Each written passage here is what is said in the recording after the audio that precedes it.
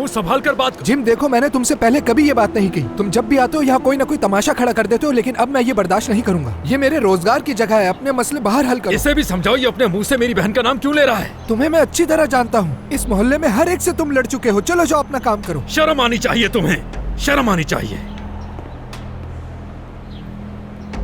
खुदा के वास्ते तुम भी अपनी बुराइयों से बाज आ जाओ नसरीन, खुदा का वास्ता है तुम्हें। चाय पियोगे भाई? भाड़ में जाए चाय। क्या कहूं, लगता है सारी मुसीबतों ने मेरा ही चेहरा देख लिया है। नहुसत पड़ गई है। जिम की परवाह मत करें भाई, वैसे भी उसे नौकरी मिल गई है, अब वो यहाँ नहीं आया करेगा। मैं इस बगैरत की परवाह क्यों करूंगा?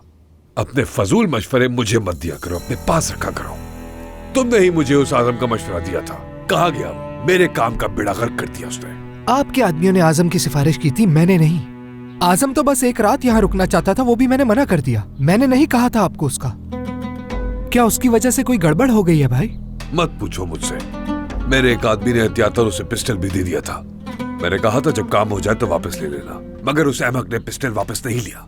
क्या उसने किसी को? लेकिन वो बेवकूफ इंसान मेरे ही आदमियों को फोन करके कहता है आकर मुझे हॉस्पिटल ले जाओ, मर रहा हूँ। अगर मामूली जख्म है तो कोई बात नहीं, कहीं आपके आदमी उसे हॉस्पिटल तो नहीं ले गए ना? ले ही ना जाए वो उसे कहीं। खुदा का शुक्र है आप बच गए। उन्होंने पिस्टल वापस ले ली उससे? पिस्टल तो उसकी बीवी के ही पास है ना। आप इतने गुस्से में हैं, पिस्टल की वजह से कोई मसला है क्या?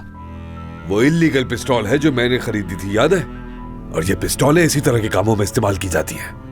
कोई नहीं जानता किस गंदे काम में इस्तेमाल हुई थी पहले। आमतौर पर यही कोशिश होती है कि किसी भी तरह इस्तेमाल ना हो।